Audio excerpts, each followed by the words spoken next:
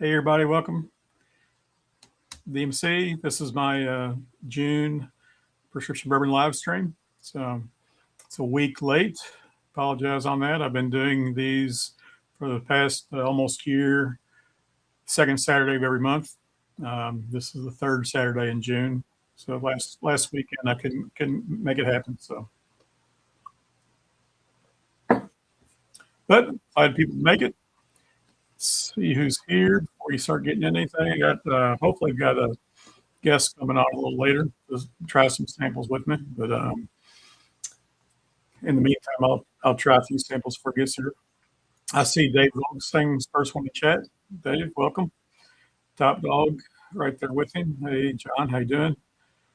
Um, Top Dog saying he, guess I could highlight these, that he started going through his samples lately. A lot with no labels are pretty good. Yeah, I've said this a couple times on my live streams here. I had accumulated so many samples, and I realized a lot of them, not a lot, a handful of them, I didn't know who even sent them anymore. I'd had them so long.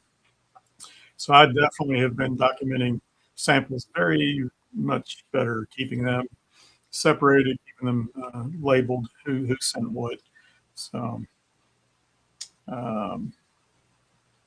Dave's saying something similar, that he's got so many samples that he isn't even pouring from a bottle anymore. Well, that's a good problem to have, I guess. There's Peter White. Cheers, Peter. Welcome.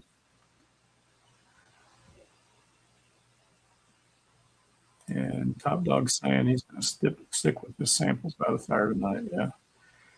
Yeah, yeah. I've still got a lot of samples that sometimes I hate just pulling them out and drinking them. I always want to do something with them. Either do some comparisons. I really haven't done any video review samples or anything like that, but that's well, I'm doing these live streams though. So I got all these live streams to do. So all right, let's. I don't know. Like I said, exactly what I'm going to get into tonight. I did have this bottle here sitting on my table here at my desk that I've actually cracked and poured this, I think, a couple months ago. This was from Baker Drinks, and this was barrel New Year bourbon, 2023 New Year, 113 proof. So I'd only poured half of this when I did it a couple months ago. So I'm going to let's go ahead and pour the rest of it now and finish this guy off. So.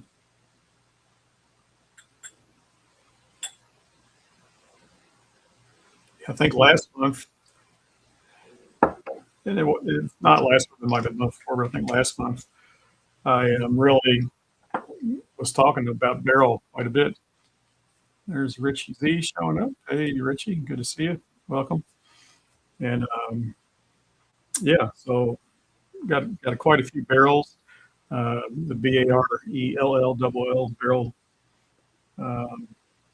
brand, and just their regular bourbon batches have been great, especially in the 33, 34, 35 range. They're up to 38 now, I think, 36, 37, 38. I think the last one I bought was 36, so I haven't picked up 37 or 38. But I did pick up their cigar batch here in the last month or two. I haven't cracked that one open yet. Definitely have a review planned on that today. And I did last weekend pick up a Foundation double barrel, which I hadn't had before. I've had the Foundation before, done a review on that. But last weekend I did the Foundation double barrel and took that to the cookout with some friends.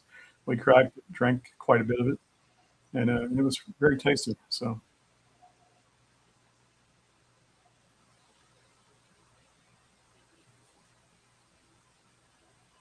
And this has a great nose on this New Year's. Very flavorful nose.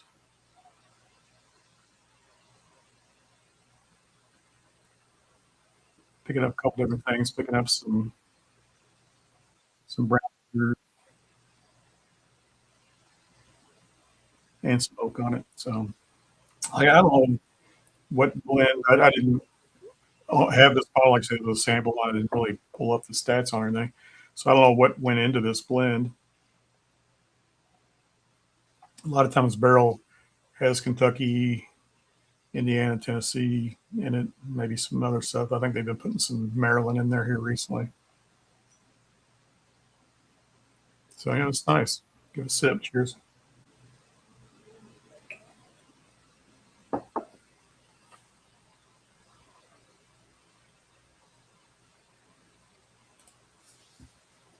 Tough, like I said, the New Year bourbon's a good one. Um, yeah, I don't know how many years they've been doing these. I know I've seen people going out and buying these the last couple of years around New Year's at the end of the year, and so some people look forward to and all that. So I don't know. I don't know the whole history of the story behind why Barrel's putting these out. There's Josh Fritz. Hey, Josh, welcome. Good to see you. Good hanging out last night.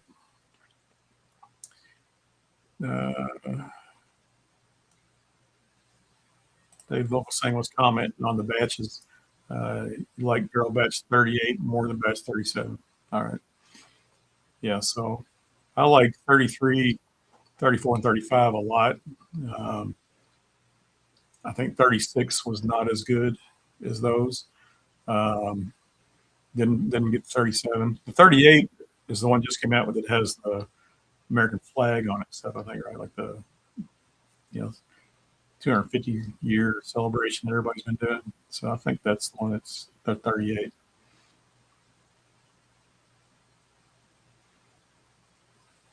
Yeah, Richie said they've been doing the New Year's for a while. Yeah, I agree. It's been at least, well, this batch that I got from the Beggars, 2023 batch, um, which is, I guess that was only 2 New Years ago. I'm sure they've been doing it for at least 4 years, if not quite a bit longer than that. So,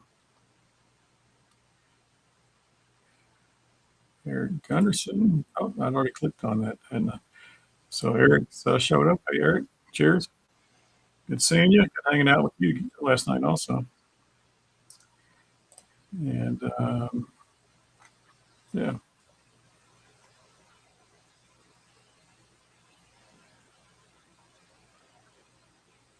Yes, this is a nice sip here. Hmm. Has good viscosity on it too. Good thickness on the mouthfeel. Not hot at all. 113 proof. Just very flavorful on the nose and on the taste. So a lot of cinnamon, a lot of brown sugar, some good oak on that. So all the good stuff.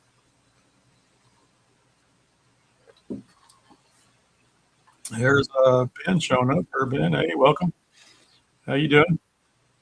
Good seeing you. Had a great stream last night. Enjoyed hanging out. Um, one thing I am going to do, I talked about this last month.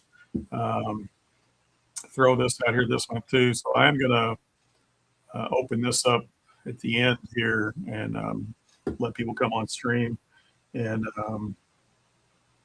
and then not necessarily planning on staying public with a bunch of people on here this month. Just going to backstage, back stream, so everybody can hang out and all that. So we can do an after party hangout if anybody wants to stick around for that. I've been going roughly an hour and a half the last few months, and haven't been timing it or anything. It just seems after about an hour and a half, I seem to be winding down. So probably around 7:30. Um, I do have somebody coming on hopefully tonight to drink some samples. So we'll see. He's running a little late, I think. So no problems. Actually, I see him popping in the back stream right now. So, but next month will be my 1 year anniversary of these live streams, and it will be a full deep of the whole episode or the whole stream. So I'm just gonna open it up, let everybody come on, and we'll just go to. And I'm not going to set any kind of time limit on it either, so we can go as late as everybody wants next month. So probably be my longest live stream ever at that point. I'm not really sure. There's Eric dropping some links. Bourbon, yep. Whiskey Uncensored. Excuse me. Whiskey Uncensored. Go check him out. He's got a great channel. It goes live on Friday nights typically, and it's a good hangout. So, all right. So let me bring on this. I got Gandy Road on here. Ron, you ready? You ready, Ron? Yep, got the thumbs up there. Let me get my headphone on here so I can hear you. Oh, Lord. I didn't know that you could see all my mess behind me, but yeah, so that's been the kind of day I've had. So anyway. All right. How you guys doing? I'm doing good. Good. Me too. What are you drinking? I'm sorry. I missed the early part. Which port? It was I'm hearing myself in my headphones too, so I got to figure that out. It was a Barrel New Year 2023, the BARELL. Yeah. I'll pour that up with you real quick. Okay. Yeah, I tell you. Let me see why I'm hearing myself. I'm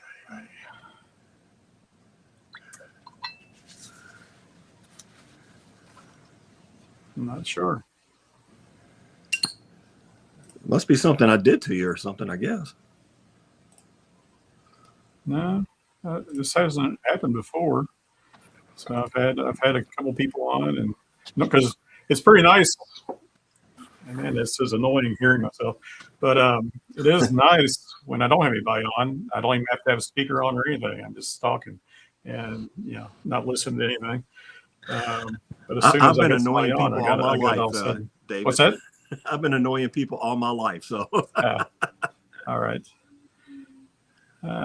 This is definitely going to be annoying. I don't even know what to do about it either.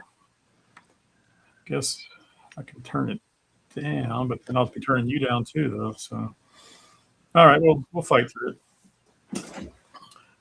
I had met up with Ron last month, I think.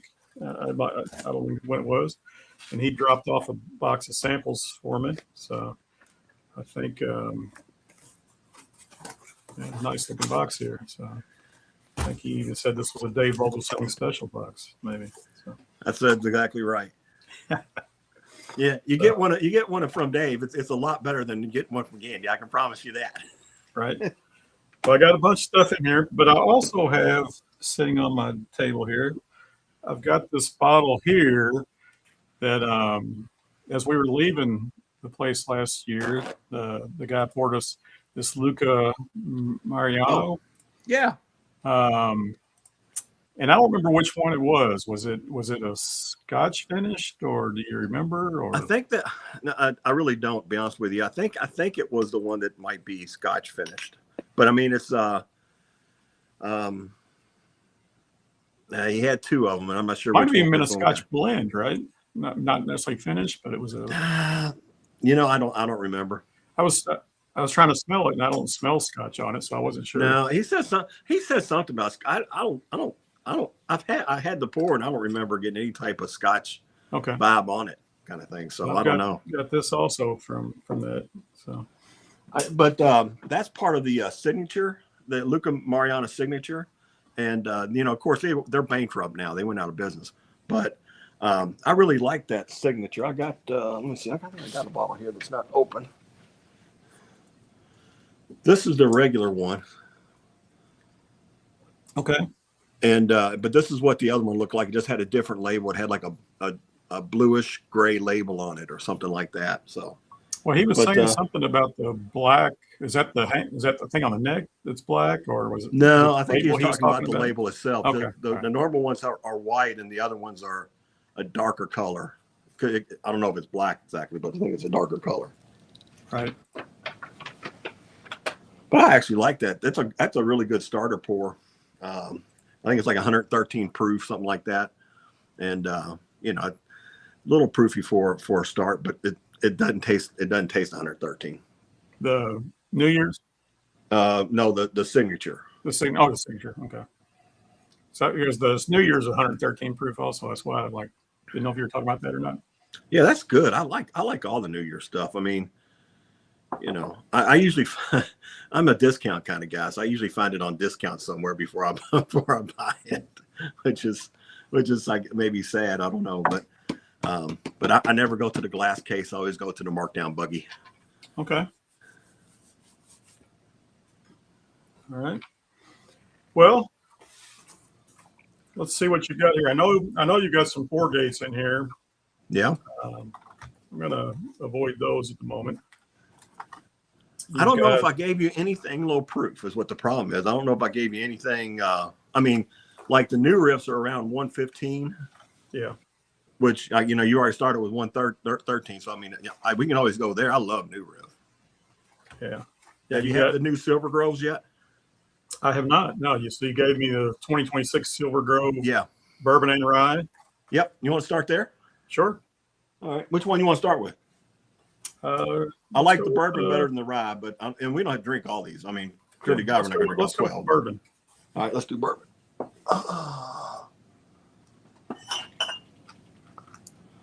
This is what the bottle looks like if any people hadn't seen it before. Yep. I've got 2025 right here on my shelf, and I had the 2024 also. The big difference between the 2026 and the other ones, it's actually aged. It's 6-year age stated. So before they were only 4-year age stated. Might have had older stuff in there, but this one's actually 6.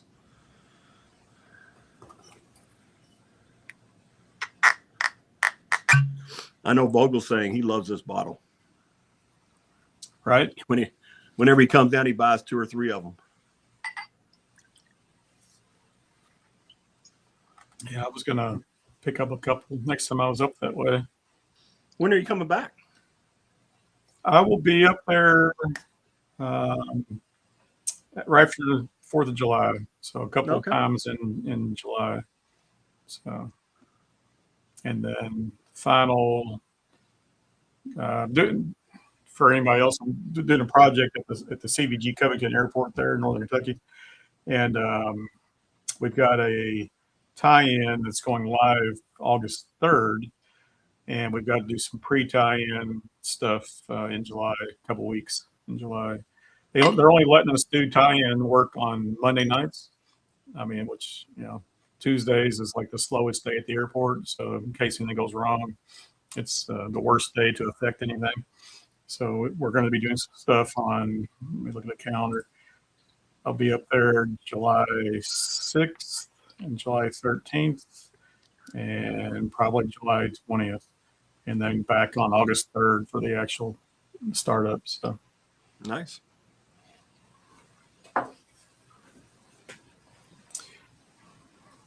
But I'll probably hang out a couple days one of those trips. So might be able to. It's not that far for you. I mean, it's like, what, about an hour and 15, hour and 30 minutes, something like that? Yeah, 90 minutes roughly. Yeah. So there's Dave agreeing with you.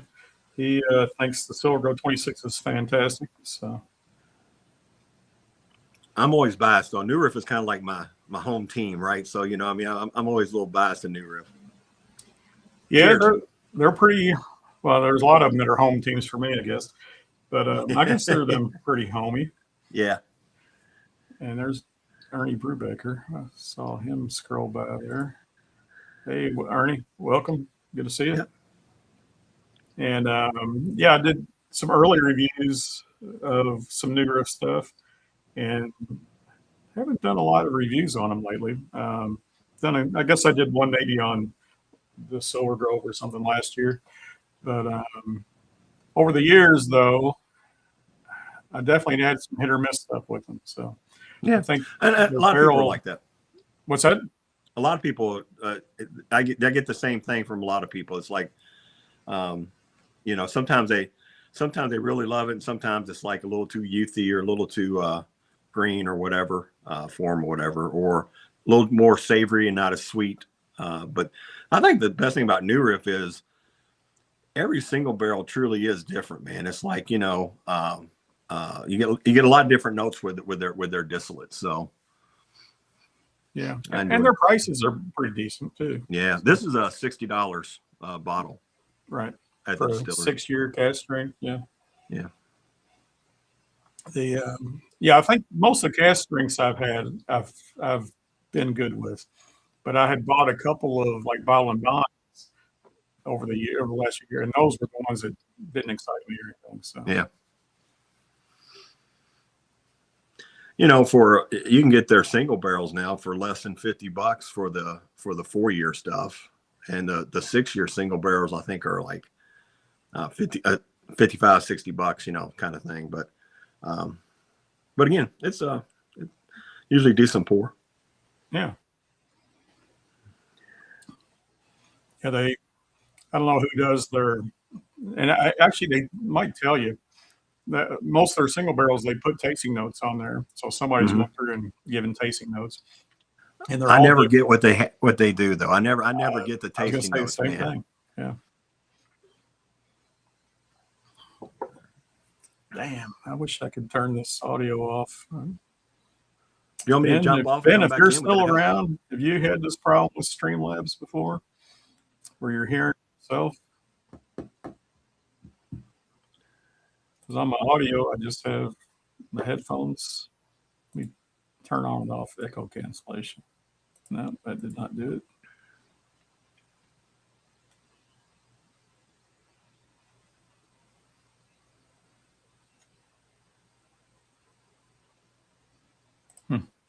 I feel like I'm talking over you, Ron, because it's like, but hopefully I'm not.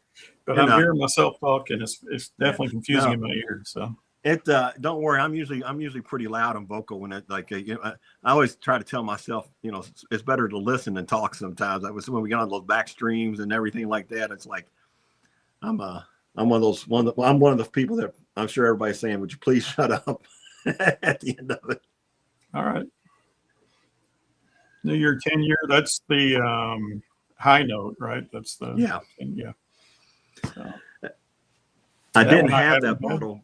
I didn't have that bottle when I sent your samples to you. I do have the bottle now, but it's I got both the rye and the bourbon this year, and they're good. They're they're elevated. They're better than the Silver Grove, but and again, it's 10-year, and I think it was at $90. Yeah. I was up there at the CDG Award the week they released that, and they actually sent an email out and said it was coming out the next day, which was like a Tuesday. And then on Tuesday they sent an email out and said, "Oh, well, you accidentally sent out an email. It was incorrect. It's not coming out till Thursday." And I went home on Wednesday, so I possibly could have went by and tried to get it, but I was gone by the time it came out. So they must have made a bunch more of this year than they did last year, because last year was the first year for this 10-year, and it sold out in minutes. Like the bourbon sold out like in 3 minutes, and I think the rye sold out in like 10 or so. And this year, I think the rye was still available like hours after the release, kind of thing. The bourbon I think sold out first, but still, I think it just goes to show you that they're like, hey, we got a moneymaker here, so let's make sure we get some more of that out there. So, right, yeah. Eric's talking about the sherry cask, and he's enjoying that. And I think they did the same thing with the sherry cask. The last release of it, I think, was much larger than the previous ones. Yeah, So it was easier to get. It seemed like it was a lot easier to get. That's for sure. Yep. There's Ed. Hey, Ed, welcome. Good to see you.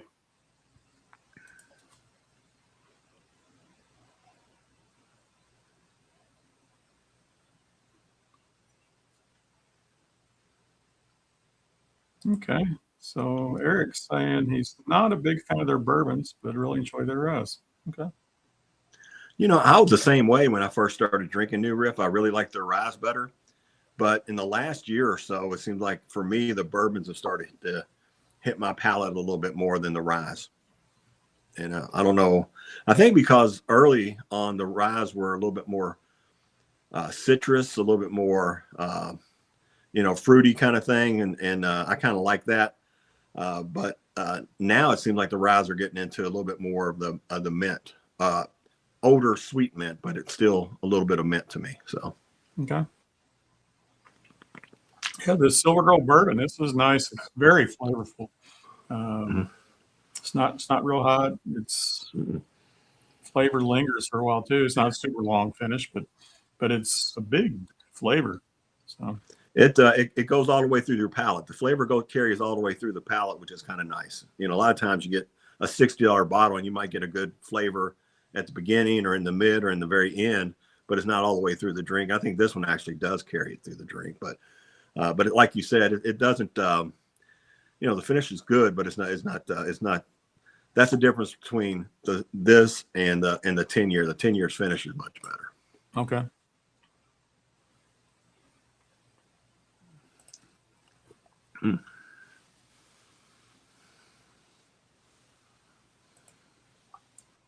Yeah, the Balboa rye, that was one they've done a couple times. That one's I've had. Mm-hmm. Good stuff.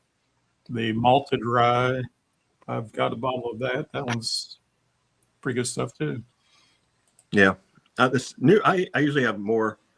New Riff is probably the second most bottles that I have on my shelf, kind of thing, on any given day. I'm a big Evernorth fan too, so there for a while I gobbled up every Evernorth in the world that I could get my hands on, kind of thing. So I got a few more of those, but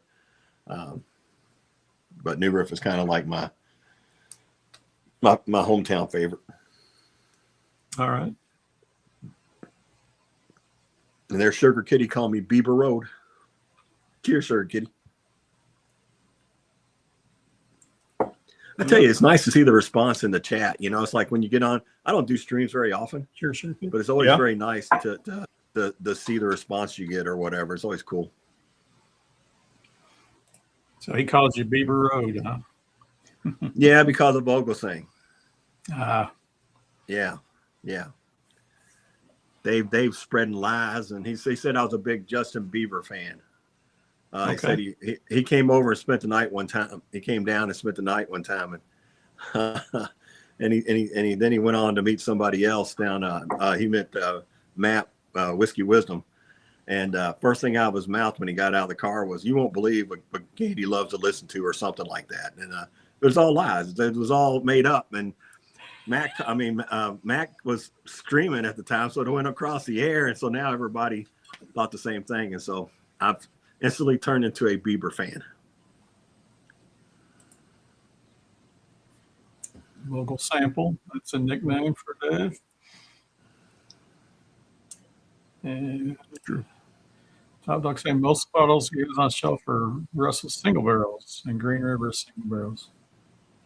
Those are great. One thing about the Russells nowadays, though, they're only 8 years old. I don't see anything over 8 anymore. Right. I'm sure they're still good, but yeah.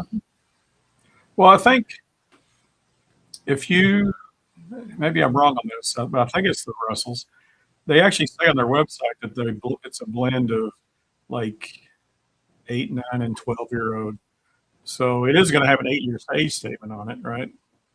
So, or those are single barrels. I thought they were single barrels. Yeah. Yeah, those are single barrels. So, what's the one that's a blend? Is it just a Wild Turkey 101? Or that wouldn't have 12-year in it. No. Yeah, one of their whiskeys is they say what ages they put in there, but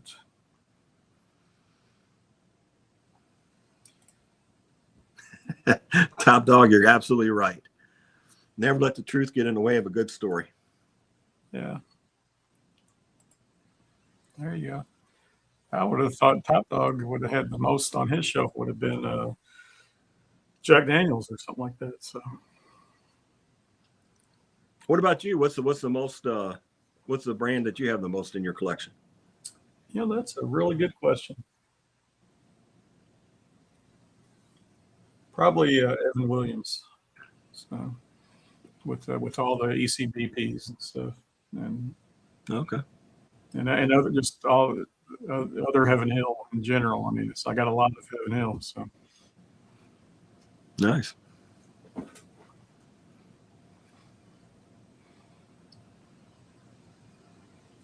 all right, well, that was nice. Want to go to the rye? Sure. Silver Grove rye. I didn't completely finish off my bourbon. I still have a sip of it sitting there. So Yeah. I'm trying to make really small pours, but I got these big lens or whatever, and so it's really hard for me to judge those things. Let me rinse out this thing. So this is the rye. Same type of deal. Just has the rye on there, and again, it's 6 years as well. okay.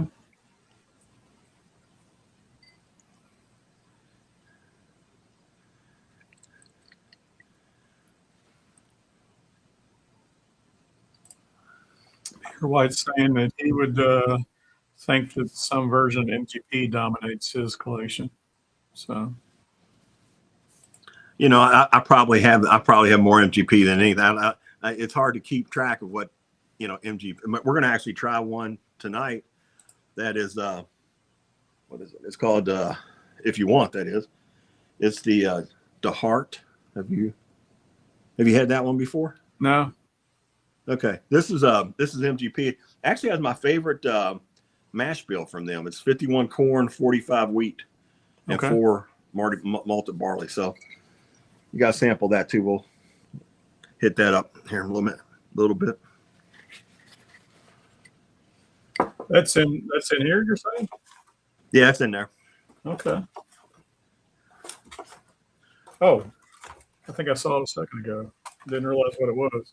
The Heart. Okay. Yep. So It's MGP stuff. perfect. All right. Yeah, I'm a big wheater fan. I didn't realize that when I first started, and because I didn't really. It's weird. I mean, Maker's Mark was always okay, but nothing that I really sought after or chased or whatever. But yeah, I like the wheat. Well, there's Thrasher. Hey, welcome, Thrasher. Good to see you. Let's ask him what we were drinking. We're doing some sample pack that Gandy had given me. So right now we're going through some New Riff Silver Grove. We just did bourbon. We just poured rye Silver Grove bourbon. But we're going to keep going through samples from him for a while. So.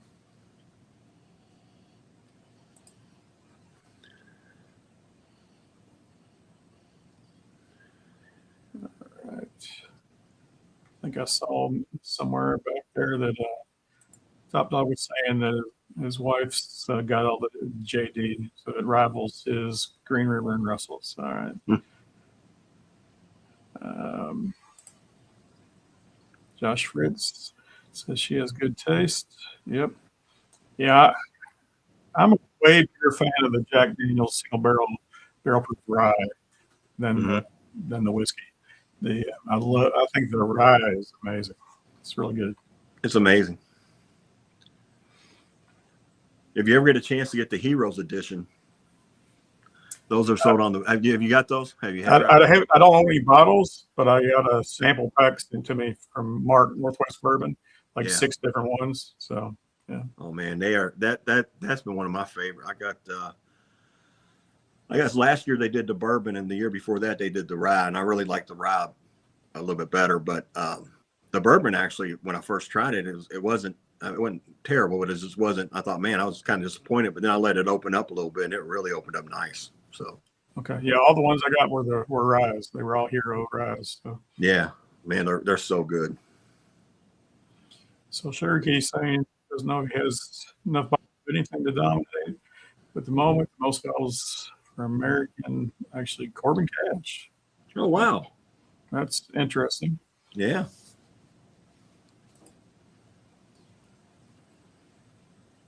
Yeah. They put out some good stuff too. Their ryes are pretty legendary. Yeah, I don't have any Corbin Cash. I have had some samples, so don't necessarily. I had the 21090 pick when they first came out. It was like their first Corbin Cash pick. It was the hazmat bourbon. I think it was like 9 years or 10 years that everybody kind of went bonkers for, and it was really good. You know, I always tell when a bottle is pretty good is when I empty it out pretty quick, because I send out way more samples of that stuff and have a few pours myself. So okay. I tell you, on this Silver Grove rye, I haven't taken a sip yet. The nose, I mean, it doesn't smell like a rye. I'm not picking up anything mint or off like that or anything. Just smells like a bourbon. I might get a little bit of a whiff. that's what it means. It's very faint on the nose, but I'm interested to hear what you say when you have a taste.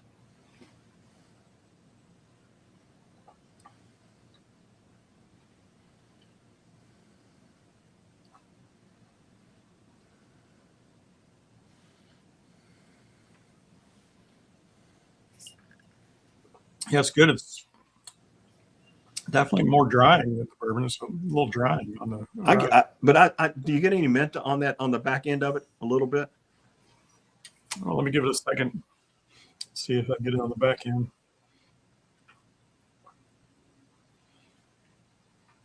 It definitely seemed a tad hotter. I mean, it's actually a little lower proof. It's a lower proof. It's 115 versus 116, I think. So yeah, I mean, they're right there together. That spiciness of the rye obviously makes it seem hotter. That's the thing. Whenever you're doing blinds and you're doing like we a bunch of us do some blinds together, and anybody throws a rye in there, man, my proof thing goes crazy, because I always think that proof it's hard for me to distinguish what's proof and what's rye spice. You know. Yep. It's sometimes they run together for sure. No, I would say I didn't get the mint on there.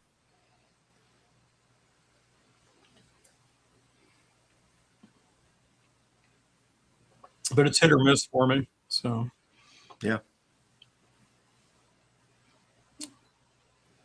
But I think it definitely I think the bourbon I liked the better for sure. So yeah. The bourbon seems to be a more complete pour kind of thing. But still, it's not bad. I'm glad I got it. Yeah.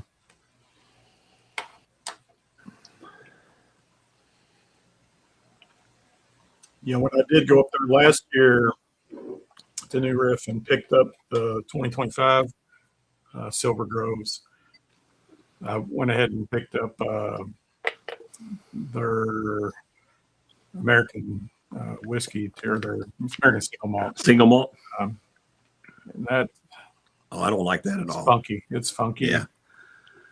It tastes like asphalt and tire tracks, and yeah, that's the one thing that New Riff puts out that I still can't get on board with is single malts. And I haven't tried the new one. They put another one out in 2026. I haven't tried that one yet. So yeah, well, that 2025 was the first one I bought. I'm not going to be rushing out to buy another one. Yeah. I'll try them. Yeah. They're not a great need to go out and try those things. There's so much other stuff that you know you like, and I like single malt too. That's the thing about it. I typically, you know, as long as it's not too coffee finished or whatever. To me, the note that I don't like in bourbon is coffee. It turns bitter for me. And so a lot of people love Detling. Detling's not my jam per se. You know, but it's just, you know, preferences, right? So yeah, absolutely. Here's Independent Joe. Welcome, Joe. He's saying cheers to us, everybody. Have a great cheers, week. Joe. And I see Eric dropped the link to Joe's channel, so go check out Independent Joe, everybody. So Eric's a hardworking man in these streams, right? He drops all the links for everybody. So. Yeah.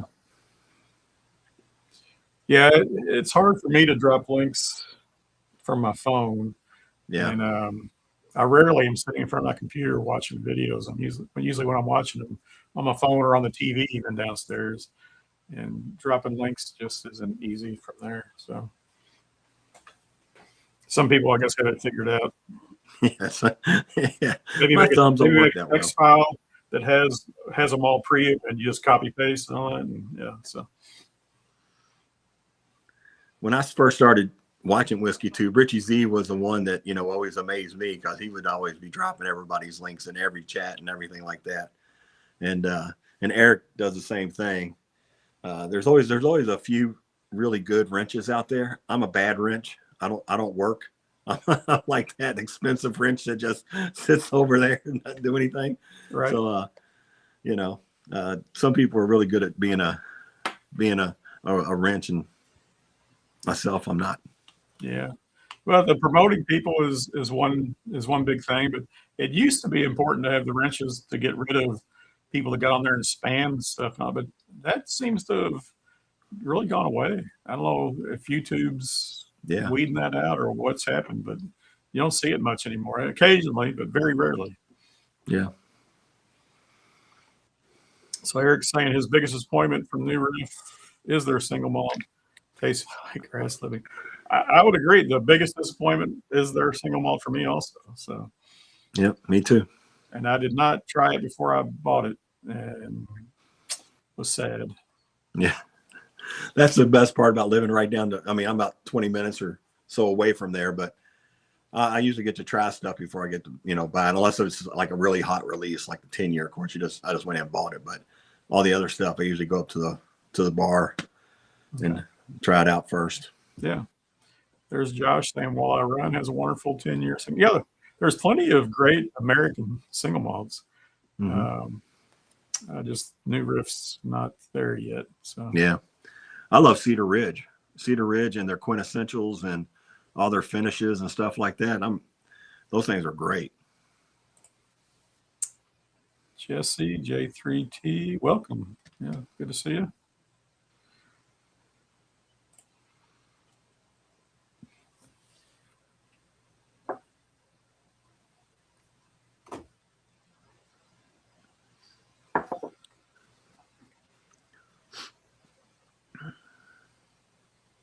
Yeah, I would say both the nose and the taste, the bourbon is bigger, better for me than the rye for the Silver Grove on both counts. So yeah, me too.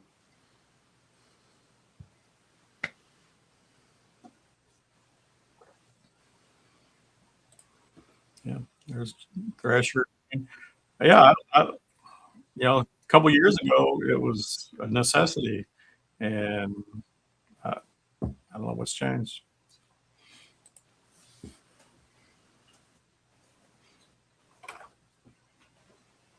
All right. Well, we don't have to go through these too fast or anything. I see Joe's still hanging out there. I actually had a sample of Joe's sitting here that I was going to pour, but you got here before I got to it. Let me do it real quick. Sure. This is a Stone Imperial, Joe.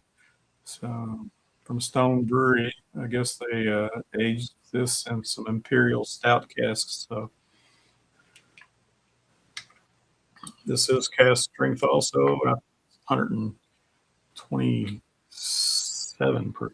So I'm expecting this to be dark. It's in a dark bottle, but I'm expecting it to be dark. Oh yeah. Yeah, it is darker than the other stuff we've been pouring. So.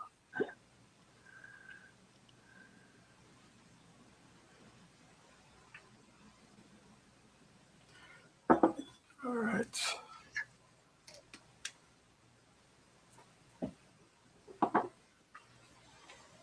Yeah, I haven't had a lot of beer finished whiskeys. I've had some beers that are finished in whiskey cask, more so, right? So that seems to be a common thing.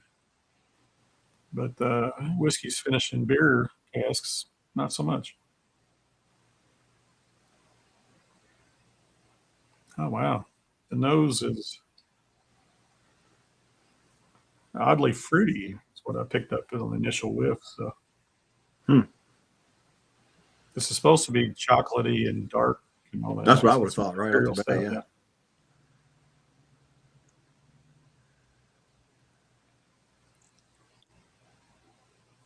Still seems fruity. I don't know. I can't put a name to a fruit, but it seems fruity.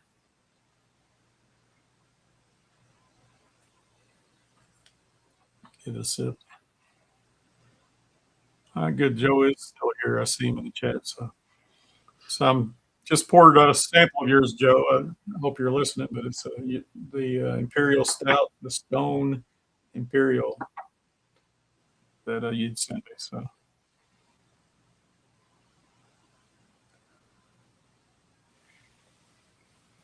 yeah, I don't know who made their whiskey. It's possible they made it themselves, but they probably got it from somewhere else, though. Cheers, Dollar Bill.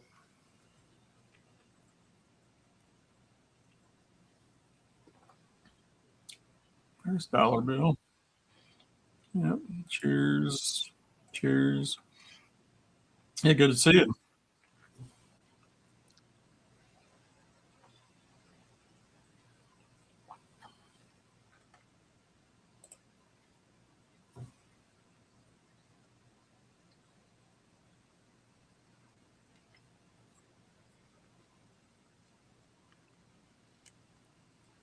Yeah, this is darker, heavier flavors. It's got a little oak dryness also, but it's got good spice. Not. I mean, it's got some sweetness, but I could see where it's definitely like a chocolatey and an imperial stout type of flavor on here. I don't think it was aged very long. I looked it up to see what the proof was, like 127 proof, I think, and I think it was only aged like 30 months. So the whiskey, and then they aged it in the imperial stout cask. I don't think that was very long either. So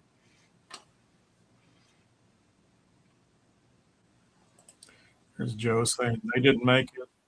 A little hey, yeah, that's fine. I was just googling it earlier, and I read some stuff, but I didn't remember or see all the details. So it's good. Nothing wrong with this at all, though.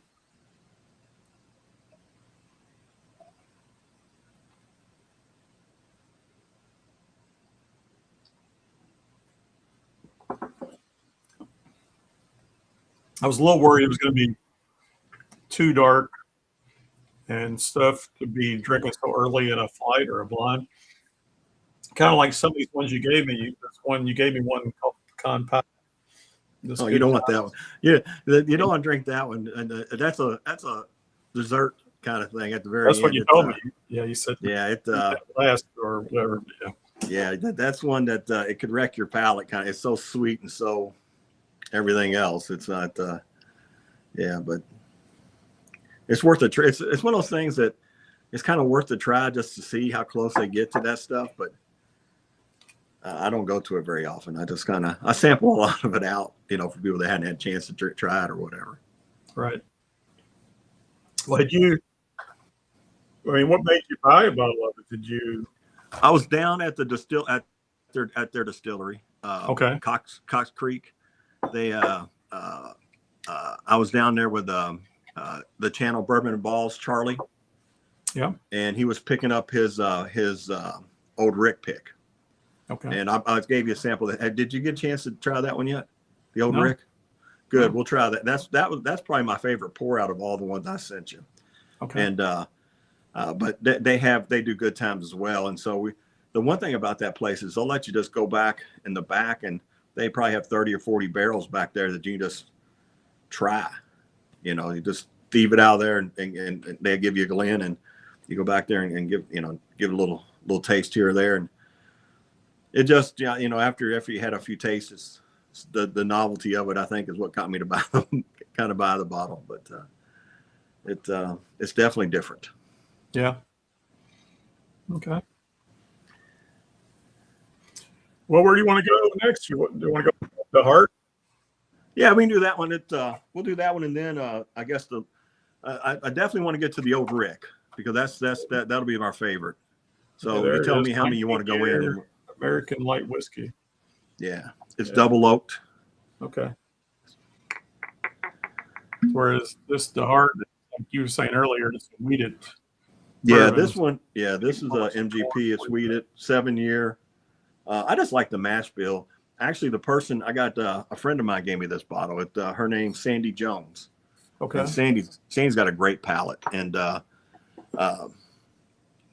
she was nice enough to gift me this bottle. So I don't know. Anytime I see this mash bill, I usually got to get it, and sometimes it's great. Sometimes not. I picked up a Backbone not too long ago with that same mash bill, and it's good, but it's not great, you know. Okay. So, well, now where's the heart located, or what do they do? I think they're in. Let me see here. It's bottled by the Bluegrass bottling people. So in Lexington, Kentucky. Yeah, I think they're in Lexington. Artwork by somebody in Louisville. I don't really know. Okay. Exactly where they're at, but I think they're in Kentucky somewhere.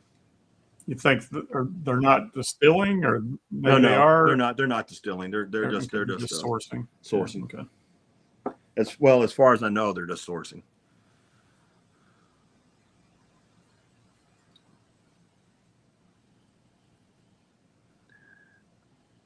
I don't know what it is. That nose just hits home to me for some reason. It's a nice nose.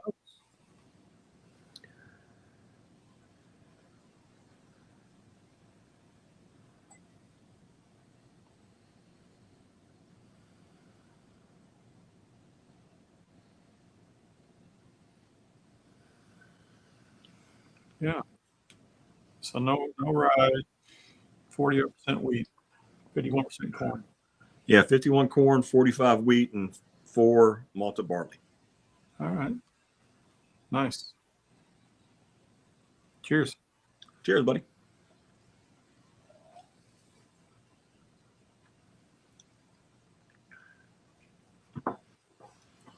Definitely the sweetest sip I've had so far. Yeah. Yeah, it's definitely. I didn't realize. It's funny, like, it all depends on what you drink before or whatever. That's the first time it's ever tasted that sweet to me when I tried it. But yeah, it's definitely a sweet whiskey. Yeah, it definitely is affected by what you've had before too. That's for sure. Yeah.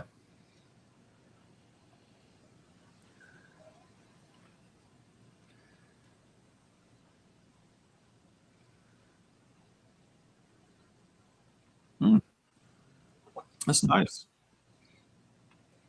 What would you say? 7-year? 7-year, and it's weeded MGP. This is 120.6 proof. Okay. Doesn't taste that proofy, honestly. Yeah. They have different, like, they do different artwork on their bottles, but I think it's all the same, like mash bill and everything else, if you see it out there. So it may not, if you see it come across at the heart, it may not have the same picture on the front, but it's the same. They have artwork on all their bottles like that? Yeah, from what I understand, yeah. Okay. There's a few bottles or a few brands that do things like that. What's that? I want to say like Hollywood movie type. Oh, it's Moonlight, something, yeah. Moonlight or they something. Have labels similar. Yeah. Yeah. Oh, Dave is giving us some information. Says the Heart whiskey is Louisville-based, family-owned. Okay. Louisville-based family. Is that their family name? The Heart? Do you know that? Might not be, but I don't know. I think so, but I'm not sure. known for cask strength single barrels. Okay. I mean, there's a lot of places like that, right? It's easy. It's easy to buy barrels and just release them as cask strength single barrels. You don't have to have blending tanks. You don't have to do anything You to know, it. yeah, the investment is Out, minimal strain it, compared to and still. That's barrel right. it, bottle it. Yeah, you know, everybody used to look down upon non-producing distillers, kind of thing. When I first got into whiskey, it seemed like everybody was, you know, kind of frowned upon it, kind of thing. But now it's a lot more accepted, I think, as far as I think anybody that produces their own stuff and does it the old-fashioned way, kind of thing, has a lot of respect for people. Give it a lot of respect, but it's still some of the stuff that you can get just as a non-producing distiller, man. They have some really good product out there now. Yeah, well, especially if they blend, that's where they make the name, right? So you got like Barrel, and you've got Foregate. I mean, even like Pursuit United, you know, they're not distilling anything. They're just buying barrels, blending it together, and releasing it, and they got some good stuff. I mean, if they release a single barrel, they really haven't done much to it, right? So. Mm-hmm.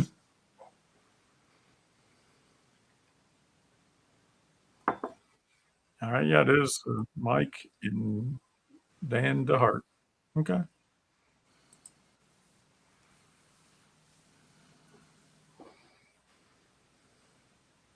It's funny. I went back for my second sip, and now I'm getting a lot more. It's almost like a spice or something coating my tongue, kind of thing. And you know, you think about a whiskey with no rye, you wouldn't get that, but I get a nice little hug, kind of thing. Not all the way down my chest, kind of thing, but like right in your mouth, whatever. So. Well, I agree. I got more heat or spice on the tongue that time. I was saying it didn't drink like 120, and it still doesn't. But Yeah. that wheat activates on the tongue though, and you know, tingles.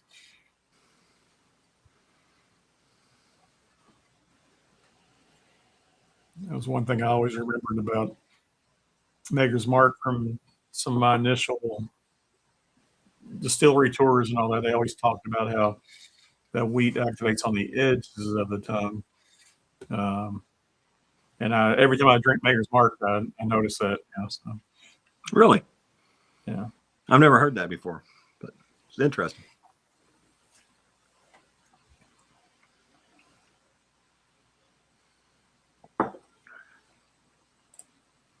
Top Dog agrees 100%. I'm not sure with what. Something you were just saying. All right. Joe's throwing out some stats on that Imperial Stone. Bold, high proof American whiskey created through collaboration between Stone Brewing and Foundry Distilling Company. I don't know, Foundry Distilling Company. Okay. It's amazing how much is out there. That, you know, you think you've been, you know, you taste a lot of whiskey, but there's always new stuff popping up all the time that you don't have a clue about. Like I've never heard of that one before, Stone Imperial. And so It's kind of neat. Yeah, no, I mean, the Stone Brewing Company, I've had Stone beers for years. They're great stuff. I think they're out of San Diego, I think, right? The which would be local for Joe down there. Oh. Well, no, I don't know if that's local for him. You're more up in LA, aren't you, Joe? I'm not sure. But yeah, just they're doing I guess a collaboration with this Foundry Distilling Company and releasing Imperial Stout. So. That's like I mentioned the beers finished in whiskey cask. There's a couple of bourbon barrel ales that are available that have been here in Kentucky for years. One of the first ones, I think they were getting their bourbon barrels actually from, of all places, oh shoot, what's the name of that place in Lexington? It's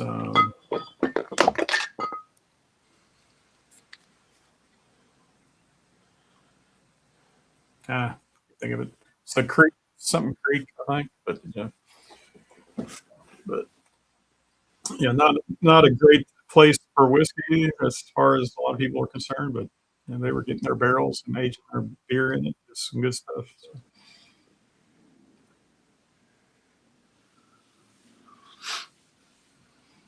All right. They also make American yeah, Stone makes American Bastard. Yeah, they got a lot of big names. So my daughter's gluten free, and they make an awesome gluten free beer. Stone. I forget what they call the actual name of that one, but it's Stone gluten free. It's some really good stuff.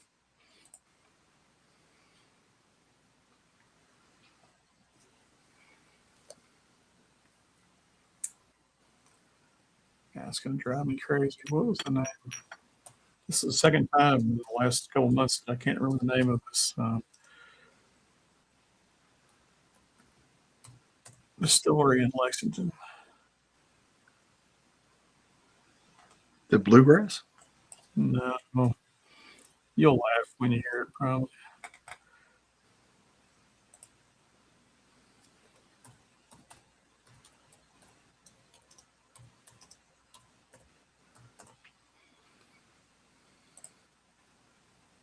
Let me zoom in on this map here.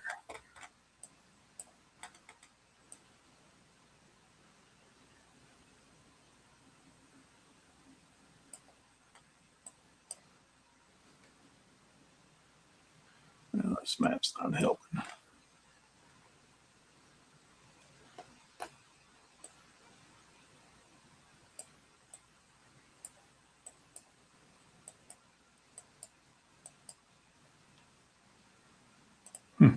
Um, it'll come to me in a minute, probably.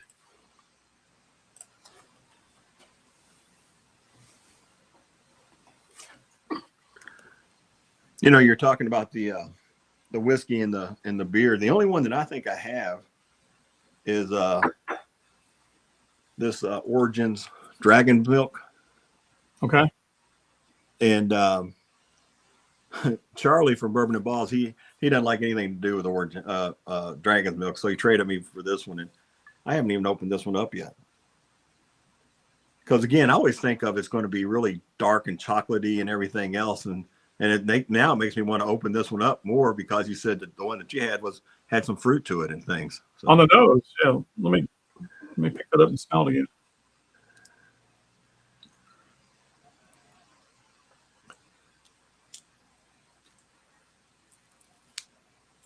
Yeah, the nose is absolutely lighter than I would expect it. I'm not getting fruit on it now. Maybe getting some really light caramel on it now. So it's definitely some sweetness. That's nice. I'm going to open this up and let it air out a little bit and try a little later. This the heart though is very nice. I like, it's a pretty simple pour, but it hits my flavor profile, right? So I guess that's what we all shoot for.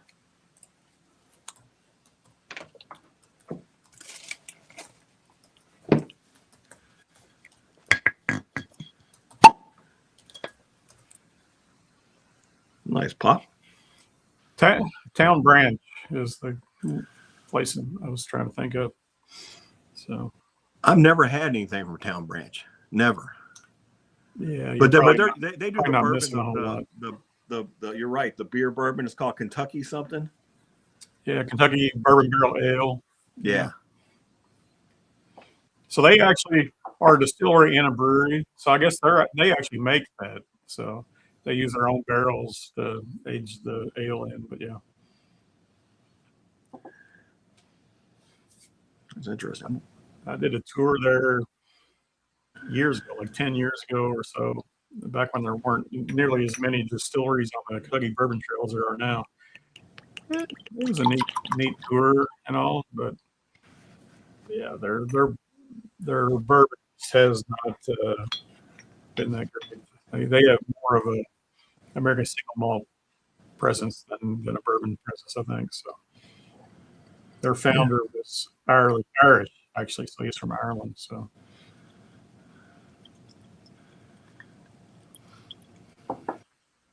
It is, the heart is really nice. Wow. Really nice. So I just opened up that Dragon's Milk, and it has a lot of fruit to it too. Of course, now Dragon's Milk typically it has a lot of fruit on the palate for me. The regular stuff, their toasted stuff, they're all there. I get a lot of orange off of that. So I'll put that to the side, let it open up a little bit. But anyway. Now, that's from Michigan, right? Yeah. And what's the distillery up there that makes it? I'm drawing a blank on that too. It's the well, I think it's Dragon's Milk, isn't it? Oh, New Holland. New Holland. New Holland. Yeah, that's it. New Holland. Yeah, New Yeah, Holland. so I've definitely had New Holland, their wheated whiskey, and I've had the Dragon's Milk too. So yeah. Good Yeah. stuff. Yeah, I like the walleye. They have the walleye run stuff too. Yeah, I haven't had that the walleye run, which is the rye, right?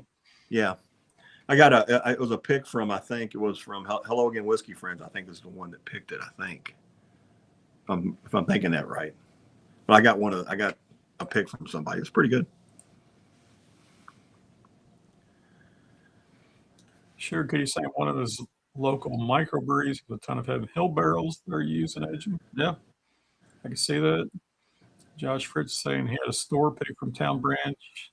It was funky, different. It was okay. Yep, that's a glowing review, but that's about as most I can say too.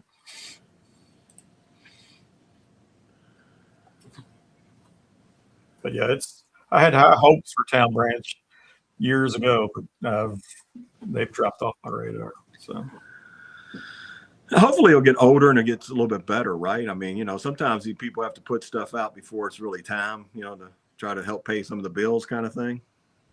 Yeah, I think they've been around long enough at this point. So yeah, I've only been sipping whiskey probably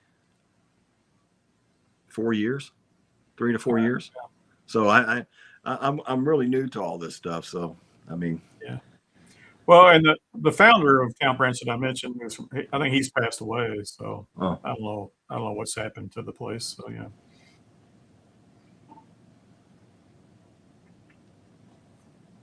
Peter White saying while I run is high on his want list. Hard to come out here. Yeah. I think I got it over here. Hold on. So this is the one that I have. Now it's a malted rye. Yeah, it is malted rye. Is all the Walleye Run malted rye? I don't know. I think it might be. Yeah, this was picked by Dusty's Whiskey Friends. So all right, yeah. Hello, good Whiskey Friends and Dusty Dan and the Turks. Everybody. Yep, the Turks. I think the Jerks were on this one too. Okay. And Turks and Jerks. Gary was on this one too. I tell you what, man, he has the most fun. It's the best 36 seconds of my day whenever he puts out a video.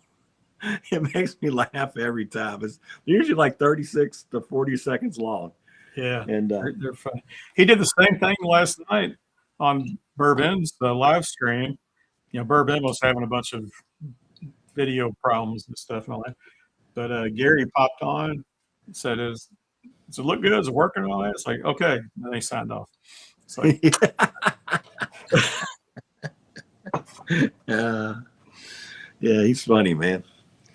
He's definitely. I tell you what, you have to be creative to make people laugh in 36 seconds. Yeah.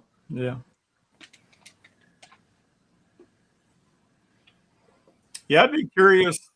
That silver. Oh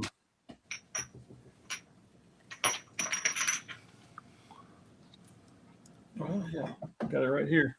The Silver Springs rye is something I have picked up, and it's wonderfully delicious and all that. And I've been hearing about this Walleye Run malted rye so much. People like it in. I wonder how they compare to each other and all that, because this Silver Springs is really, really good rye.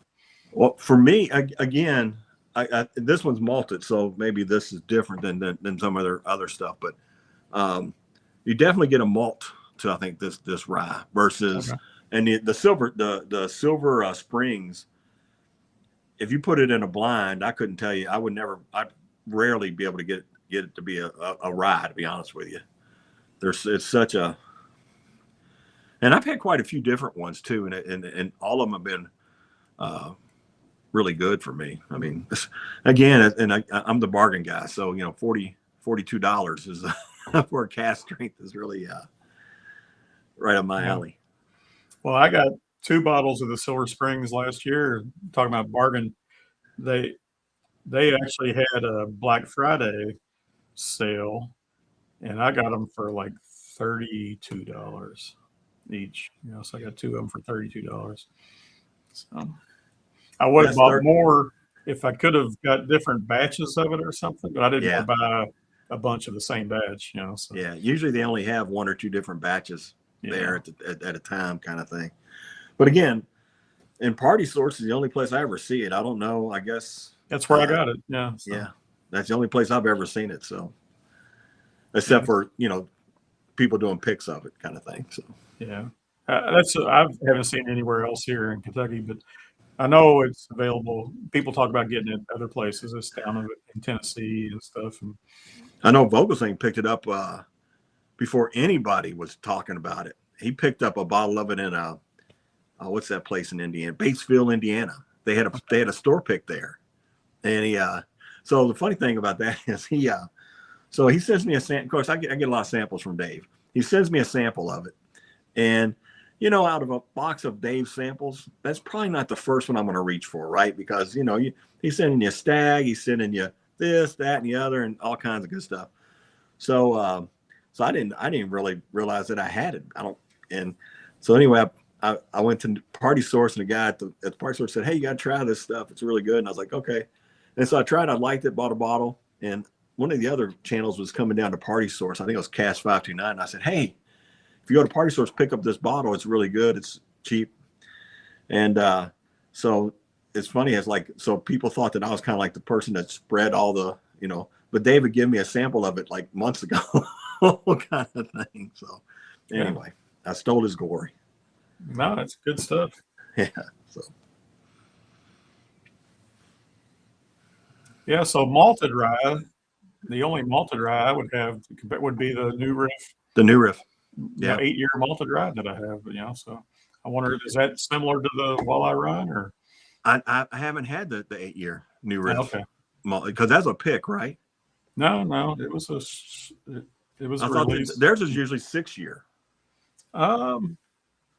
Maybe I might be wrong. Let me see if I can find the bottle around here. I don't see it. I thought it was sitting right there. So so maybe it is only 6 years. I might have misspoke. Because it was at least 2 years ago that I bought that. So yeah, it probably had to have been 6 years. Yeah. Nice. Dave's saying that he gets peach apricot from most dragon milk offerings, probably from the brewer's yeast. Okay. So they use brewer's yeast in their distillation, huh? Okay. That's good stuff. Peter White just opened the Saints Alley Nobleman Rye. Applying, no way, this is a rye. Very good. I forgot who was saying they were talking about St. Alex being so good. I can't remember where I heard it from, but I heard somebody else say that too. Where I don't even know if I've had any Saints Alley. I've heard of it, but where are they out of? Yeah, I don't know. I just heard of them too. I didn't have any. Yeah. It almost makes me think of the like old St. Nick stuff, which is preservation. Preservation, yeah. So I don't know if that's where they're from or not. But, Peter White's saying it's in Texas. Okay. Oh, is that Iron Root? I think that's where it came up at. It was on a stream with the Bourbon and Balls. They do a lot of different distillers and stuff like that. They interview folks, and I think that's where I heard it from. They actually tried it from the Iron Root folks. Sent them some samples.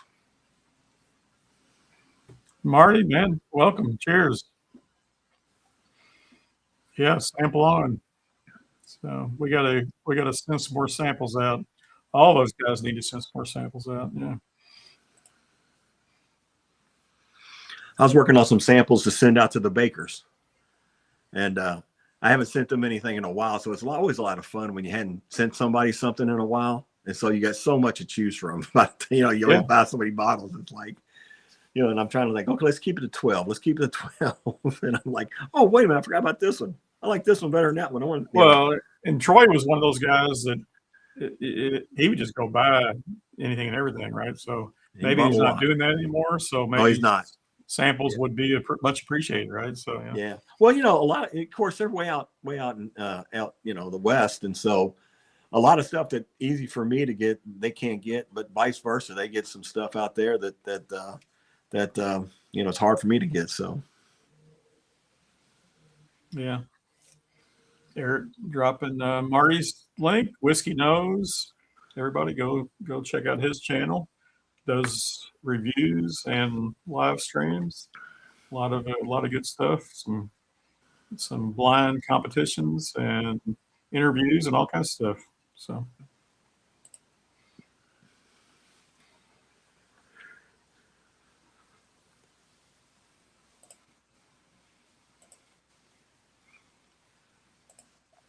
people saying hey to Marty. I'm Dave. And sure, Kitty. Marty's one of those guys that I could just listen to all day. I just love his accent and his phrasings and stuff like that. It's one of those things I just sit back with a pour and just listen to a lot of times on his streams. It's good old boy, Marty. That's what you are. You're a good old boy. Yeah, he's just fun to listen to. Has good sense of humor and everything else too. So, and he has a pretty good palate for what it seems like. So, agreed. I'll tell you, if it's any indication, this is the heart. I've drained my glass. It's the only thing I've drained so far. It didn't drink as hot as the 120 proof. It was delicious. So I like it. Yeah. You see, I don't know what kind of distribution they have or whatever. I actually got my first pour of it was at the bar, the Union 42 bar. He usually keeps a bottle on there. He's one of those bars that he gets a lot of stuff in new, like Copic. Copic was one that he had in months before anybody else, even Party Source. He had it in there for months because people will come to him and say, "Hey, I need to place this bottle. I got to place this bottle." So he'll do it as a flyer, and so and then he just sees how people like it or not. Whether he brings it back. Yeah, it was a cool bar. So it was definitely had a good selection. What's the guy's name that ran it? Larry was awesome. I mean, it was very nice. He's been in that business for 20 something years. So he's kind of seen a lot of it come and go. But yeah, it's a family owned place. And it's, if you're ever up in Union, Kentucky, make sure you stop by and say hi to Larry. Hit me up, and so we can go have a pour there. That's for sure. Yeah, a little bit off the beaten path. But yes, it is. It's an old timey barber shop on the front, and then you walk around to the side, and that's where you get into Union 42, and it's just two gray metal doors, kind of thing. And you're like, okay, what am I really getting into? But I had no idea it was like my first time I went in there. I had no idea. I just saw it on Facebook. It shows you how old I am. I saw it on Facebook about St. Patty's Day. They put a post out there. We're all Irish. Come down and have a pour or something like that. And I told my wife, I was like, I've never been in there. And Larry's my neighbor.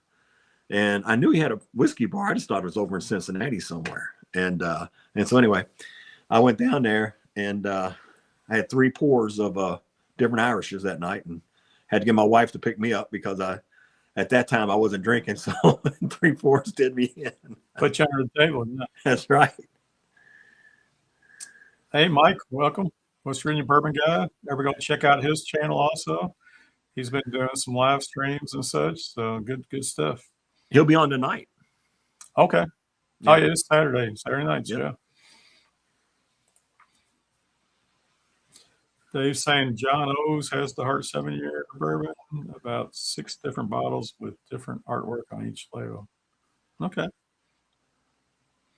I haven't been down to John O's in a couple of years. I need to, I mean, it's only 30, 40 minutes away from me. I need to drive down there and see what they got, especially single barrels and stuff or store picks. Yeah, they got great selection usually. So, but it's been probably 3 years I've been there. So, I think that's Vogelsang's favorite liquor store. oh He yeah, always talks about that place, man. Whenever when he used to work, his part of his travel would always take him by there, kind of thing. So he's okay, always going back and forth. yeah. So it's down in Elizabethtown, Kentucky. If anybody's wondering what John O's is, but they have 2 locations down there now. But I think I've only been to the original location. So the new one I think might be bigger. So maybe I ought to check it out. So Cool.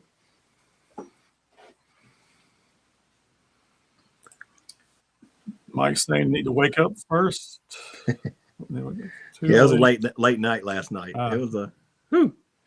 All right. I think a lot of us had a late night last night. Joe was saying he's a little hungover, and we were hanging out last night with Bourbon and Josh Fritz and Eric Gunnarsson and everybody late last night.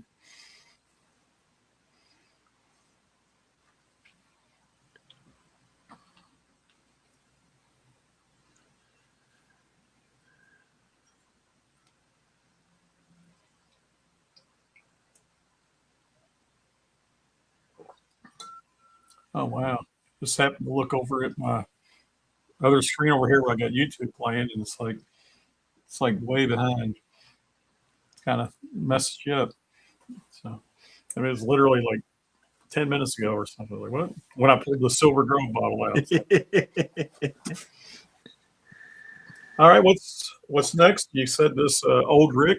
Yeah, let's do it. Let's make sure we get that one in, because to me, this is my favorite flavor that I've sent you or whatever. And so the one that you have there is a Bourbon and Balls pick. And I'm biased because I was on the team that picked it, but this is what the bottle looks like. Okay. And yeah, haven't seen a bottle like that before. And it's American light whiskey, but it's distilled in Indiana. MGP. It's 19-year, 128 proof, and it's double oaked. So that's why the darkness, you get the darkness on it, kind of thing. Definitely dark in the sample bottle. 128 proof, so it's the highest proof, but not crazy high or anything. No, I had 127. That Stone Imperial was actually 127. So, for me, it's like a lot of people love the hazmat stuff and everything, and man, I drink one pour of hazmat, and I'm pretty much done for the night. It's like, it just I don't know. It's a lot. Maybe I'm just getting too old or whatever. Alone, Ron. It's, I mean,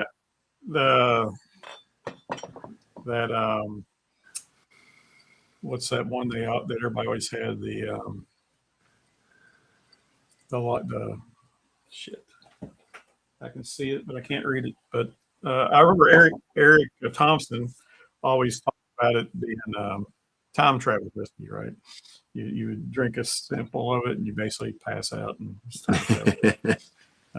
But what's that stuff called? And shit, let me go look. Hold on. Sure.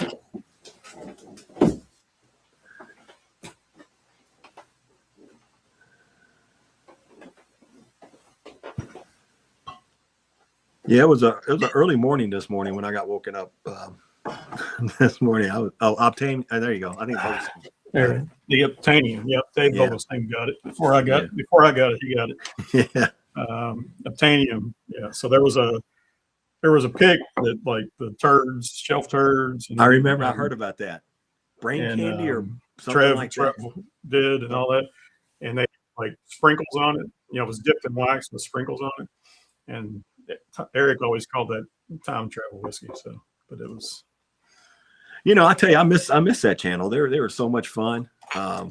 They're funny people, but I'm glad they're. It's always when family comes first, right? And so. Yeah. I like the nose on this. The Yeah. it's definitely got some flavor to it. It's not just like overpowering light whiskey, right? Yeah. It's not Probably that double oak coming through, probably. a lot. Yeah. I think the double oak really helps this one out. A lot of light whiskey, I get like a punch of flavor. Like for me, a lot of times I get like butterscotch or a really toffee note or something like a notes that I love, but they're sometimes they can be more one sided or one noted or whatever. Right. Let's go. Oh, I tell you though, you also sent you a sample of this one here, the Onyx and Amber. mm-hmm. This was part of the pick from Bakers and Whiskey Wisdom, and man, it's really good too. Okay. Yeah, I've got an Onyx and Amber light whiskey that was Independent Joe's Oh yeah, first pick. I heard that So, was amazing. yeah, so Yeah, I've got that bottle, and then I've got this yeah, sample here, Onyx and Amber, Pour Decisions, right yep, here. yep. That's a good one too. So I honor Amber. Is it Amber and Onyx? I always get Onyx and Amber. I usually after I've had a couple pours, I say Amber and Onyx, but Onyx and Amber, they're doing some really good stuff.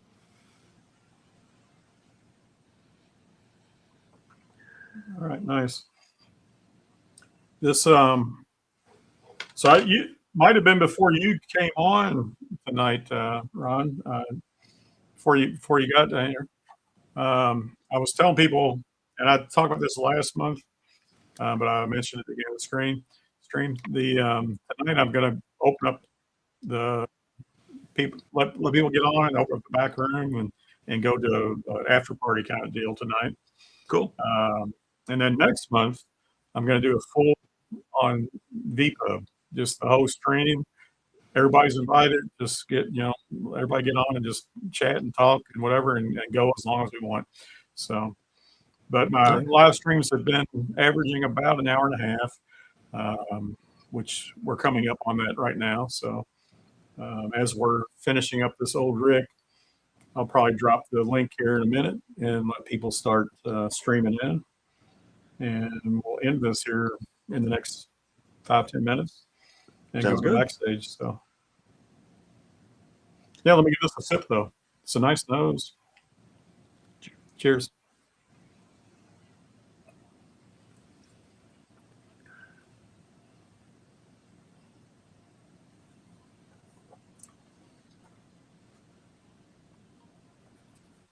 Yeah, I got a little bit of sharp sourness on the tongue at the initial sip, but that'll go away.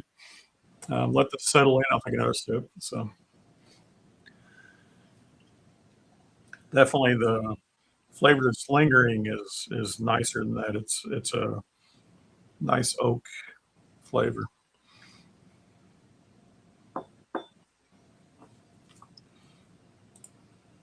Top dogs taking off to make dinner. John, thanks for tuning in. See you, Top Dog. See you next time. I tell you what, he does some cool stuff. Like I know he did like some glassware for the bakers and their blend-a-gaddon and stuff like that. It was, I mean, very talented. His woodworking is amazing. Also, that's what I heard. Yeah, I heard that. So I've seen boxes he's made for people. He makes lamps and all kinds of stuff out of wood. So I saw a table or something he made out of a barrel recently. Yeah, definitely and artistic, that's for sure. So look at that table I'm talking about was definitely artistic. It's something he just designed himself. It wasn't something he'd seen before or anything like that. He just made it. Nice. There you go. Cheers.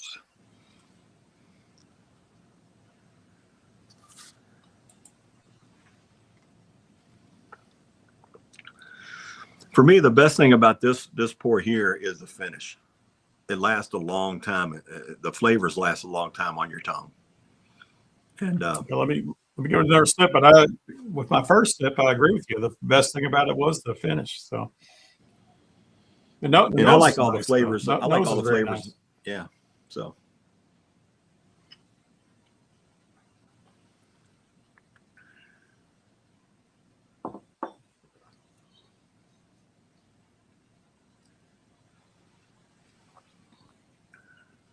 Yeah, definitely better that sip. Still is a little sharp, but I got spice. I got the oak on the flavor, and it's definitely not drinking like 128 proof either, which is what's always dangerous about light whiskey, right? So it usually drinks less than its proof. Yeah, especially those really high ones, man. Those 142s and 144s, and they taste like, to me, they're like butterscotch candy sometimes. And it's like, or good Werthers or something. It's funny. The shelf turds were the ones that introduced me to light whiskey with Bull Run. They had a pick of that, and then they also did the Pinot pick. I forgot what the name of it was, but those are really good. Yeah, I don't know the first light whiskey was the first light whiskey I ever had. I think it was the just straight cat's eye type stuff, right? They had, which I think a lot of this stuff, like Obtainium, comes from cat's eye. So, so I picked up some of their what do they call their family reserve or whatever. I picked up some of their family reserve stuff and all that. And yeah, that was some of the first stuff I had that was light whiskey, I think. So.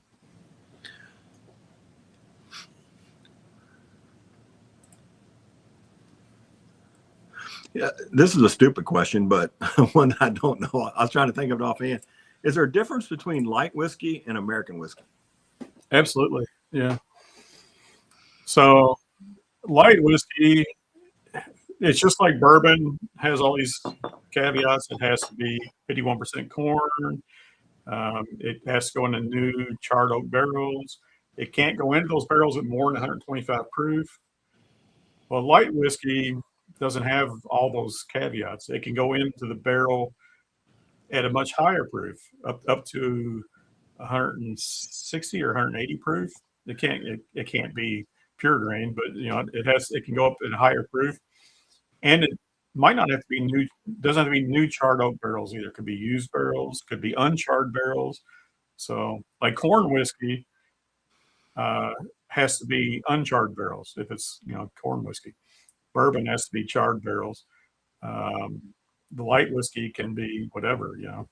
So, but the main thing about light whiskey is the higher proof, right? Yeah. The American.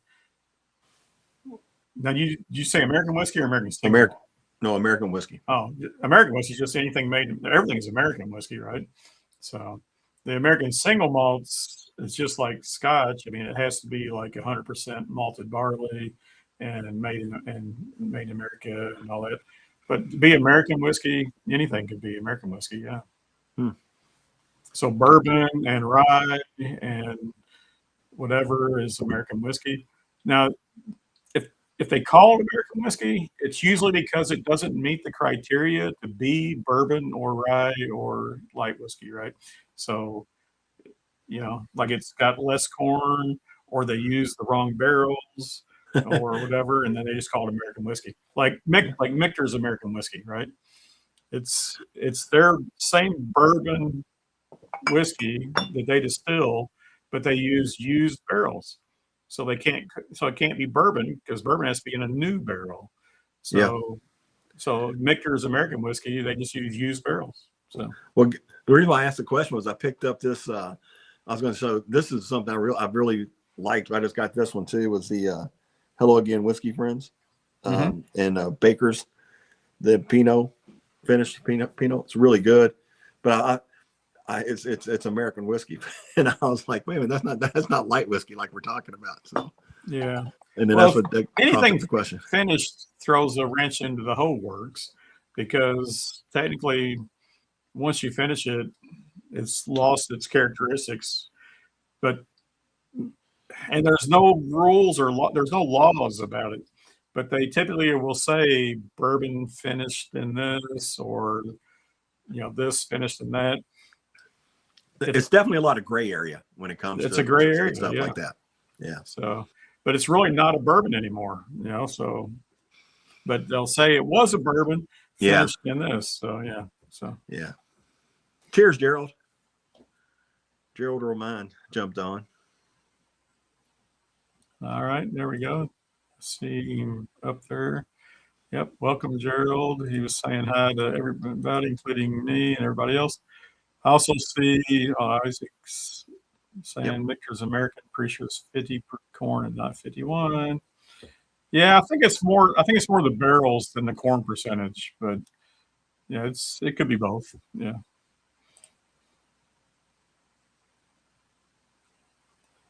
All right. So I don't know if everybody, I dropped the link to the stream. It's pinned. It should be pinned. I hope it's pinned.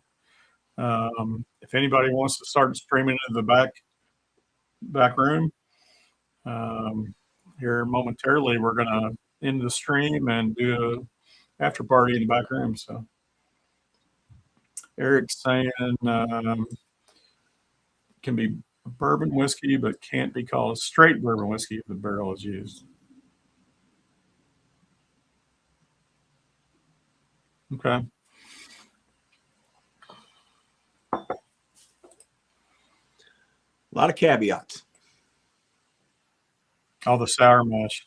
Yeah, the sour mash is less than 51% corn or 50% corn. Yeah, the percentages are off, and that's why it's not a bourbon. Yeah, so it's a sour mash whiskey. That's for Michter's. That's absolutely true. Yes.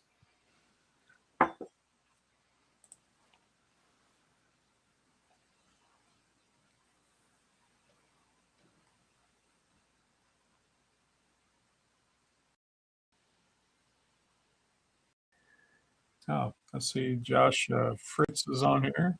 Hey, Josh, how you doing? Cheers. Cheers. There's our thought I heard air guru. quality alert there. I wasn't sure what that was.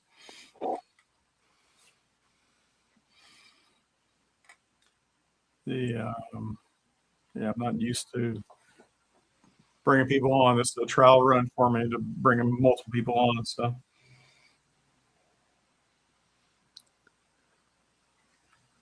Josh, are you sipping on anything fun, or what you got going on? I am sipping some Jefferson's Reserve Cask Strength. One of the two Jeffersons I like. Have they only had one batch of that? Like I've got one here. It's 130 proof. Yep. Yeah. So I don't know if that's the only one they've had or not. I haven't opened it because I had a sample from Eric Mays that I opened on a stream last month or two. That was the same thing. Jefferson's 130 proof cask strength. So, but I bought a bottle. I just haven't cracked it yet. So, the only other Jeffersons I like is the Tropics, and they dropped the prices on those a lot. Now they're around $50. So if I find them for around 50, I'll pick a couple up maybe. Yeah. But what was it? I can't remember on one of the streams or private streams, or I can't remember. Somebody was saying it's wild turkey distillate. I thought. I don't know. yeah, I can't remember where I've been hearing details also. I can't remember what they are, but I thought it was very interesting because most Jeffersons I've had in the past I didn't care for, but this newer stuff, there's been a couple releases that have been pretty good. So maybe they've changed who they're sourcing from or whatever. Yeah. So the prices generally chased me away. Yeah. Yeah, all the ocean age stuff and all that, I've never really cared for any of that stuff. But I have been over there to their distillery and toured the place. Um, Most of what we all buy is not even their own distillate. It's sourced and whatever, but Right. they are distilling over there. Oh, Um, eventually, I guess they'll have more and more of their own stuff. So, yeah, it's called like Kentucky Artisanal Distillery is the name of the place. oh, okay. Mhm. Yeah. Is There's any a of couple their other brands in there, right? It's just like one county over from Louisville, so it's close to Louisville. So yeah, I've been there, did the tour. is their distillate out yet, or is it not ready? I'm not sure. I don't know that it's out. Okay. Their still was very small. I think it actually was. Well, I think it was a hybrid pot column still. So one of those hybrids still, but it's very small still. So they're not making much. So.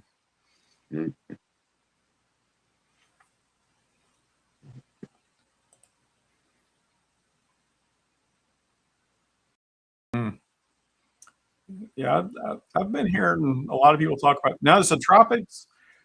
Is that label completely new, or has it just gotten good recently? It's been around for a while and it's just gotten good, or because I've been hearing good things about tropics. I haven't bought any, but yeah. I don't know if I think it's.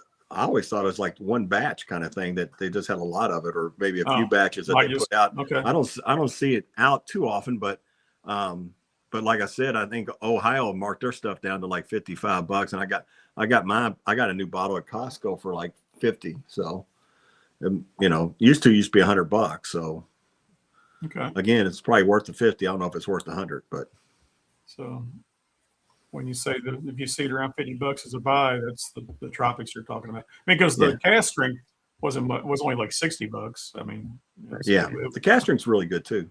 Yeah. But it might just be a one-off release also, that 130 proof release. And then it might be, like Josh said, wild turkey.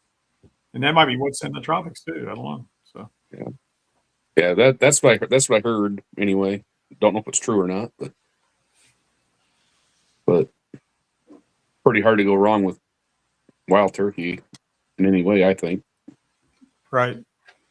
Yeah, although no, I mean I totally agree, but wild turkey is only going to sell it off if it doesn't meet their flavor profile. If it's off profile, that's the only time they would sell it off.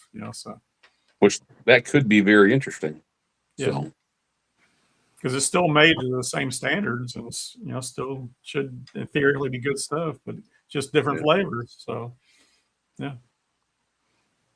of course, with the downturn in the bourbon market right now, that may not be true. They're only selling stuff off that doesn't meet their profile, right? So yeah. Well, it sounds like it should get pretty interesting next few years anyway. yep.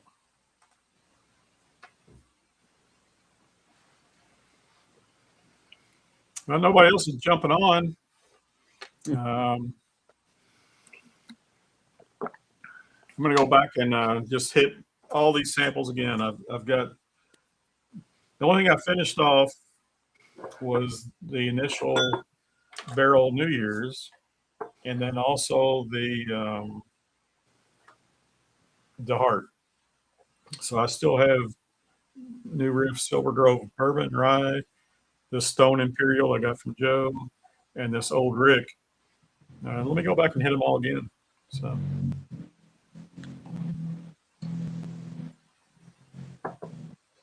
All those Glens, it just makes me think of all the dishes you have to do tonight. All the, washing out the Glens at night. Yeah, I'll just rinse them out with hot water and give them a quick rinse. I only wash every once in a while. Like I did wash all these today before tonight's stream, but I won't wash them again probably till next month. I'll just rinse them out with hot water. So as long as I don't let the stuff dry in there, Right. It's usually nice and clean and doesn't impart too many smells or tastes. So. That New Riff Silver Grove bourbon is nice and actually was a little fruity on the nose. So. Yeah. Vogel saying Kenny's correct. The one batch of Tropics was an inaugural release of 720 barrels. Okay. Holy shit. That's a lot Only one of batch. whiskey. Now, do they call it tropics because it has like tropical notes, like papaya, It was- pineapple, from, tropical fruits? from what my understanding, it was aged in Singapore Okay. in the So humidity. aged in the tropics. Yeah. At least that's what I recall, or aged in the tropics. Yeah. So it's something like that. Humidity aged, or I don't know. Which again is kind of gimmicky, but you know, for me, what it comes down to, does it taste good or not? Forget the gimmick kind of part of it. And that's the one I actually like. So and again, I'm buying it at 50. I'm not buying it at 100 kind of thing. Yeah, it's got to be really something special, I guess, to be. You start hitting the $100 range, I think. Usually. So Josh, which Evernorth did you like better? The Exodus or the was it Spear Walker? The last one released. I liked them both for different reasons. This Exodus to me was all right. My favorite Exoduses were Exodus 2 and 3. Yeah. I'd have to go back to the Spirit Walker. Is that a Night Stalker? A Night Stalker. I'm sorry. Yeah, Night Stalker. Yeah, Night Stalker. Night Stalkers are. I don't get too much difference ultimately between them for me. The Spirit Walkers are obviously very different. Yeah, the finishing. Yeah. But yeah. I just dig the rise that they do more so than like the bourbons really for me. It's like again, a lot of it has to do with the Sagamore. They use a lot of the Sagamore rye or whatever. But like I like them both, but I'm usually a more Exodus person than I am the other one. So Yeah. I wish I would have picked up more Exodus 2s. Was that the one that the turds helped with? It may have been. I don't know. I can't recall. It was probably either 2 or 3. Yeah. But yeah, they can. Yeah, the boys do some pretty good blending. That's for sure. But that's what I kind of say is that's my home base is what I refer to that as. Cheers, Bill. Got the link pinned. I'm going to go to the back room here shortly. If anybody else gets on. Yeah, so that New Riff Silver Grove bourbon was very nice. Actually, it was a little fruity on the nose. I liked it. In fact, I went through and did all the noses. The Old Rick has the darkest nose. The Stone Imperial has the most off-profile nose. I don't even know what to call it at the moment. But the New Riff bourbon had the nice fruity nose, nice, great taste. So on to the Silver Grove rye here. Just finish this off. You had much New Riff, Josh? I've had a couple single barrels. There was one single barrel that really stood out. I went around to all the local stores trying to find the barrel number. Couldn't find another one. Other than that, the Balboa rye, which I thought was good, but extremely sweet. Mhm. Gunderson sent me the sherry finished, a sample of the sherry finished, and from what I can recall, I think that's all I've had really of the new riffs. I see Joe on the back, but he doesn't have any video, so maybe he's waiting for the back channel. Let's let me go ahead and sign off then. We'll go to the back room. If it's just us three, we can chat for whatever and finish this up. But everybody, appreciate you tuning in for my June live stream. Next month, July, which will be the second Saturday of the month, which is only 3 weeks from now, July 11th. We've got a 1-year anniversary of doing live streams, and it's going to be a VPub. So everybody be prepared to get on stream and just talk bourbon in general and whatever. So, but thanks for watching, everybody. Yep, everybody signed in and in the chat. It's been great, and we'll catch you next month. Thanks. See you guys.